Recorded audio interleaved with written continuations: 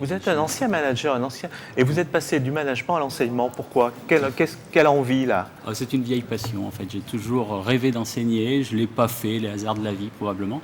Je n'ai pas fait ça au début. J'ai suivi une carrière assez classique de manager et de manager international. Et puis à un moment, on a fait un management buyout et on a pu revendre notre société. Et donc j'étais à la croisée des chemins. Je me suis vraiment posé la question de ce que je voulais faire ensuite.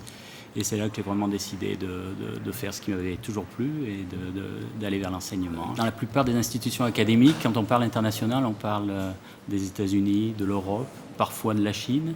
À Euromed Marseille, on va au-delà, c'est-à-dire qu'on considère les régions du Sud, on considère les spécificités de l'Amérique du Sud, de l'Afrique, de l'Asie du Sud, comme l'Inde.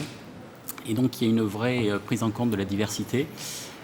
Qui m'a beaucoup tenté, parce que j'ai moi-même dirigé des opérations dans pas mal de pays du monde, et j'ai pu constater que diriger une opération aux Philippines, c'est très différent de diriger en Chine, même si les deux sont en Asie. Donc cette prise en compte de la diversité était très importante pour moi.